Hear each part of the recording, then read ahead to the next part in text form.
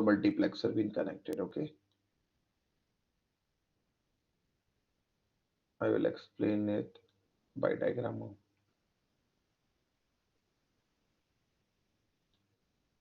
Delete it. 1, 2, 3, 4. So now you can easily see the multiplexers that are being connected. I will do it very small. Okay. Okay. Okay. So you see from an SOC there are 4 outputs and 4 inputs. Correct? So this is the basic diagram of a single GPIO. So the output is coming outside world and I will write here IO pad. Okay. Okay. So try to understand this selection line depends that whether we need to take an input or whether we need to send it back towards the outside world. Okay, you understood about tri-state buffer? You know tri-state buffer? Yes, sir. Yeah, the selection line of the tri-state buffer tells us that okay, either the input will go outside or the output will come from the outside world. Correct? So it's just a tri-state buffer you can think. So depending upon this enable switch, that whether it act as an input or whether it act as an output. We selected this way. Okay, and this select which input or output, basically functionality. So suppose if I have selected functionality 0, so the input that is coming on this pin will be passed on to this. Correct? If this is 0, the input that is coming from this will be passed to this GPIO and it is acting as an output. It is acting as an output. So what it will do?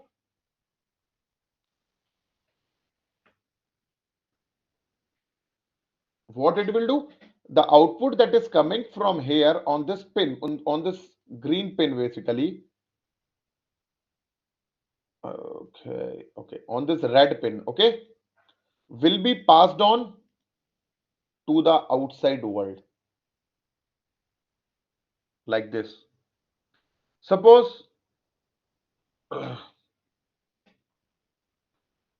if the value is suppose 0, then the first one will be passed on, a red one. If suppose the value is 0, 1, then the second one, green, I will mark it green. If it is 1, 0, then the third one will value will be passed on, blue one. I will make it blue, and 1, 1, then the fourth one will make it suppose yellow. Okay,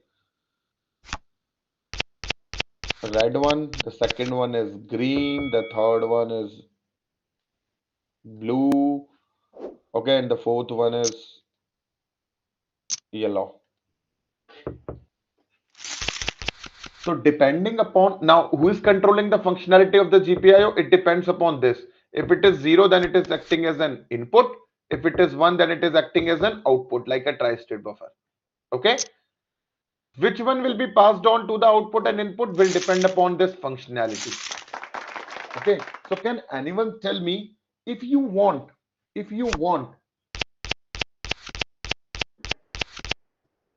the second input to be passed to SOC, the second input to the pass towards the SOC, this purple one. Okay. So what will be the value of this and what will be the value of this? Suppose if we want to enable this line, we want to take input from this. What will be the value of this select line? 0, 0. Okay. And what will be the value of this one? 0, 1. 0, 1. Great. So okay. So basically what happened, these all values are stored in what, where?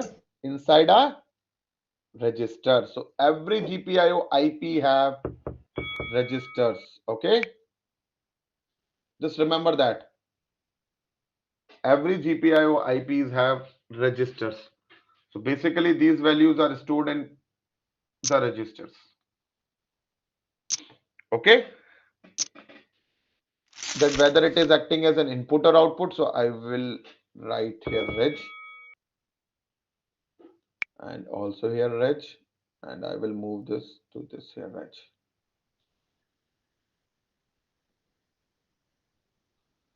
Okay, I mean, I think you can understand it very easily.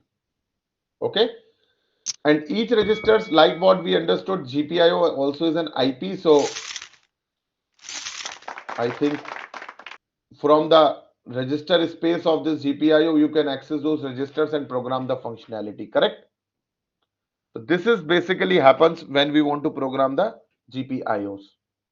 Understood? So suppose if we want to transmit this yellow one to the outside world, what will be the value of this register? 1 1 1 1. And this register? 1. 1. Great. So now those values will be transmitted. So basically this is the concept of a GPIO. Okay. And in an SOC, there are many GPIOs. In an SOC, there are many GPIOs. Okay. So if I say many GPIOs, so what it will happen? Just replicate this.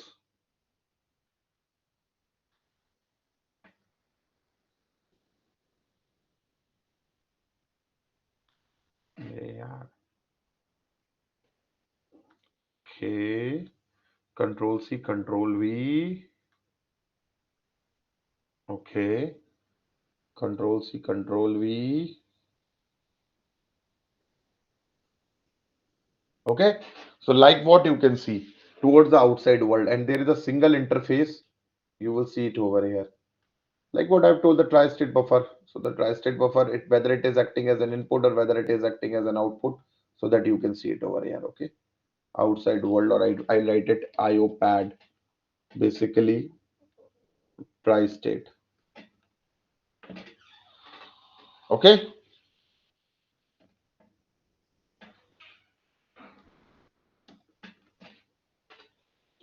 So like what you can see in an SOC, there are several pins of a GPIO. So this is the GPIO, suppose.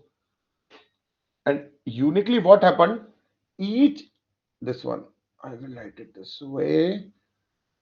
A typical GPIO IP basically has 16 registers, 16 pins. Okay.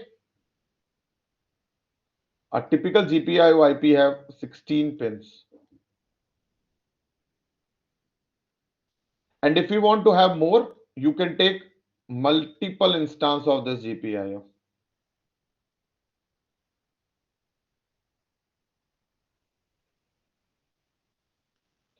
Just take multiple instances of this GPIO. 16 is this, 16, 16, just like that. 1 minute. Hello? हाँ sir. हाँ हाँ हाँ हाँ हाँ. तो meeting चल रही क्या? अच्छा चलो मैं करता हूँ आपको 5 मिनट में call. Okay guys. Yes, sir. So Okay, sir. I think you understood the concept of a GPIO. So typical GPIO have 16 pins. Okay.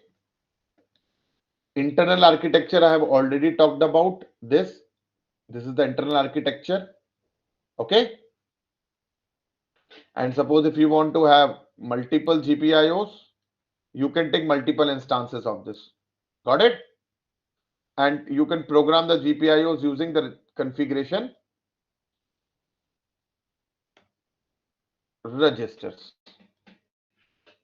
I hope this answered your questions. What I type here? Delete for everyone. I will take the snapshot. Typical GPIO have 16 pins. Okay. So is it clear how a GPIO works and how the outside world is communicating with an SOC? So these are the outside world, and you can connect any of the IP, a low frequency peripheral, to these GPIOs. You can provide an external low frequency clock, the resets and everything through these GPIOs, and you can just have these registers to program the functionality of the GPIOs. Okay. So this is the IO muxing that we talked, interrupts. Okay. So tomorrow we will be discussing about the DMA features and all those remaining topics. Okay. Yes, sir. Yes, sir. Hope you Okay. enjoyed that class and understood. Try practicing that FIFO question. Okay. Why FIFO question I asked? Because you see, these many IPs are connected, and the frequency of this AXI might be different from the frequency of this AXI. Correct? The frequency of this AXI might be different from frequency of this AXI. So ultimately, inside an NOC, we have several FIFOs. They are taking care of all these conditions. Okay. So we have a defined burst size that okay, in a burst we can send maximum these type of data. So you should be knowing if you are having a knock verification or knock designing that this should be the minimum depth of the FIFO that should be there. There are several FIFOs inside a knock. Okay. Okay, makes sense. Thanks. Okay, Thanks, guys. sir. Okay. So I think yeah, this is okay for us. So tomorrow we will be discussing about this document that I shared. I'll try to cover this document that it's pending from the long time about C and SV interactions. This one we will be discussing about this. Okay, how the environment looks like, and we'll talk about DMA and everything. Okay, guys. Thank you. Thank you, sir. Thank you, Thank you, sir. Thank sir. you. Bye.